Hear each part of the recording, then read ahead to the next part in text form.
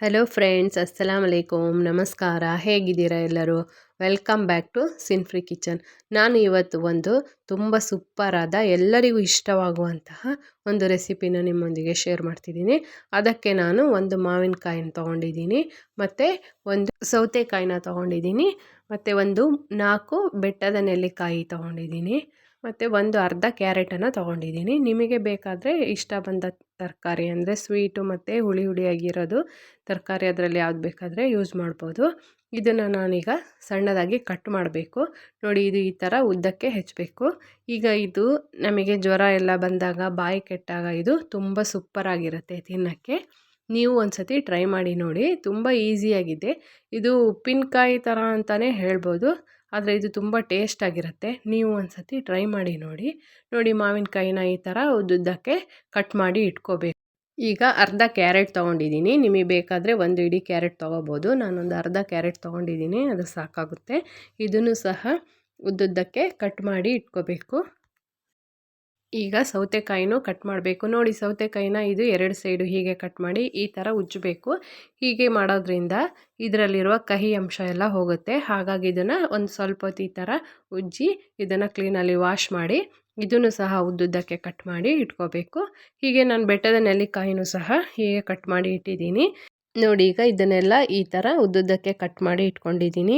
ಈಗ ನಾವು ಇದಕ್ಕೆ ಜೀರಿಗೆ ಮೆಣಸನ್ನು ತೊಗೋಬೇಕು. ನೋಡಿ, ನಾನು ಇಷ್ಟು ಜೀರಿಗೆ ಮೆಣಸನ್ನು ತೊಗೊಂಡಿದ್ದೀನಿ, ಯಾಕಂದರೆ ನೆಲ್ಲಿಕಾಯಿ ಹುಳಿಯಾಗಿದೆ ಮತ್ತು ಮಾವಿನಕಾಯಿನೂ ಸ್ವಲ್ಪ ಹುಳಿಯಾಗಿದೆ. ಅದಕ್ಕಾಗಿ ಹುಳಿ, ಖಾರ, ಉಪ್ಪೆಲ್ಲ ಇದ್ದರೆ ಚೆನ್ನಾಗಾಗುತ್ತೆ ಅಂತ ಇಷ್ಟು ಜೀರಿಗೆ ಮೆಣಸನ್ನು ತೊಗೊಂಡಿದ್ದೀನಿ. ಮತ್ತು ಇದು ಅರ್ಧ ಕಪ್ ಆಗುವಷ್ಟು ವಿನಿಗರ್ನ ತೊಗೊಂಡಿದ್ದೀನಿ. ಅದಕ್ಕೇನೆ 1 ಕಪ್ ಆಗುವಷ್ಟು ಬಿಸಿ ನೀರನ್ನು ಚೆನ್ನಾಗಿ ಕುದಿಸಿ ಆರಿಸಿಟ್ಟ ನೀರನ್ನು ತೊಗೊಂಡಿದ್ದೀನಿ. ಈಗ ನಾವು ಕಟ್ ಮಾಡಿಟ್ಟಿರುವ ಈ ವೆಜಿಟೇಬಲ್ನೆಲ್ಲ ಒಂದು ಬೌಲಿಗೆ ಹಾಕಬೇಕು. ನೋಡಿ, ಈಗ ರುಚಿಗೆ ಬೇಕಾದಷ್ಟು ಉಪ್ಪನ್ನು ಹಾಕಬೇಕು. ಉಪ್ಪನ್ನು ಹಾಕಿ ಒಂದು ಸತಿ ಚೆನ್ನಾಗಿ ಮಿಕ್ಸ್ ಮಾಡಬೇಕು. ಈಗ ಇದಕ್ಕೇನೆ ಈಗ ನಾನು ತೆಗೆದಿಟ್ಟಿರುವ ಜೀರಿಗೆ ಮೆಣಸನ್ನು ಇದನ್ನು ಸಣ್ಣದಾಗಿ ಕುಟ್ಟಿ ಹಾಕಬೇಕು. ನೋಡಿ, ಈ ಥರ ಇದರಲ್ಲೇ ಸ್ವಲ್ಪ ಜಜ್ಜಿದ್ರೆ ಸಾಕು. ಜಜ್ಜಿ ಇದಕ್ಕೇನೆ ಹಾಕಬೇಕು. ಹಾಕಿ ಇದನ್ನು ಒಂದು ಸತಿ ಚೆನ್ನಾಗಿ ಮಿಕ್ಸ್ ಮಾಡಬೇಕು.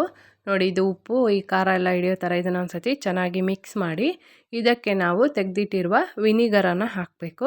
ವಿನಿಗರನ್ನು ಹಾಕಿ ಇದನ್ನು ಸಹ ಚೆನ್ನಾಗಿ ಮಿಕ್ಸ್ ಮಾಡಬೇಕು. ಹೀಗೆ ಮಿಕ್ಸ್ ಮಾಡಿದ್ಮೇಲೆ ಇದಕ್ಕೆ ನಾವು ನೋಡಿ, ನಾವಿದಕ್ಕೆ ವಾಟರ್ ಆ್ಯಪಲ್ ಅಂತೀವಿ, ನೀವು ಏನು ಹೇಳ್ತೀರೋ ನನಗೆ ಗೊತ್ತಿಲ್ಲ.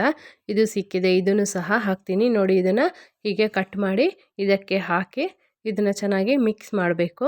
ಈಗ ನಾವು ಕುದಿಸಿ ತಣ್ಣಗಾಗಕ್ಕಿಟ್ಟಿರುವ ಈ ನೀರನ್ನು ಹಾಕಬೇಕು. ಇದು 1 ಗ್ಲಾಸ್ ಆಗುವಷ್ಟು ನೀರಿದೆ. ಇದನ್ನು ಹಾಕಿ ಇದನ್ನು ಸಹ ಒಂದು ಸತಿ ಚೆನ್ನಾಗಿ ಮಿಕ್ಸ್ ಮಾಡಿ ಈಗ ನಾವು ಗ್ಲಾಸ್ ಜಾರಲ್ಲಿ ತುಂಬಿ ಇಡಬೇಕು. ಇದನ್ನು ಫ್ರಿಜ್ಜಲ್ಲಿಟ್ಟು ತಿನ್ಬೋದು. ಇದು ಎಷ್ಟು ದಿನ ಬೇಕಾದರೆ ಫ್ರಿಜ್ಜಲ್ಲಿಟ್ಟರೆ ಇದು ಹಾಳಾಗಲ್ಲ, ತುಂಬ ಟೇಸ್ಟಾಗಿರುತ್ತೆ. ನೀವು ಒಂದು ಸತಿ ಟ್ರೈ ಮಾಡಿ ನೋಡಿ, ನಾನು ಈ ಗ್ಲಾಸ್ ಜಾರಲ್ಲಿ ಇದನ್ನು ಹಾಕಿಡ್ತೀನಿ. ಇದು ನಮ್ಮ ಬಾಯಿ ರುಚಿ ಕೆಟ್ಟಾಗಲ್ಲ, ಇದು ತಿನ್ನೋಕ್ಕೆ ತುಂಬ ಚೆನ್ನಾಗಿರುತ್ತೆ, ತುಂಬ ಟೇಸ್ಟಾಗಿರುತ್ತೆ. ನೀವು ಒಂದು ಸತಿ ಟ್ರೈ ಮಾಡಿ ನೋಡಿ ಫ್ರೆಂಡ್ಸ್. ಈ ವಿಡಿಯೋ ಇಷ್ಟ ಆದರೆ ಲೈಕ್ ಮಾಡಿ, ಶೇರ್ ಮಾಡಿ, ಕಮೆಂಟ್ ಮಾಡಿ. ಹೊಸದಾಗಿ ವಿಡಿಯೋ ನೋಡುವವರು ಪ್ಲೀಸ್ ಸಬ್ಸ್ಕ್ರೈಬ್ ಮಾಡಿ. ಸಿನ್ಫ್ರಿ ಕಿಚನ್ಗೆ ಸಪೋರ್ಟ್ ಮಾಡಿ. See you on next video. Bye.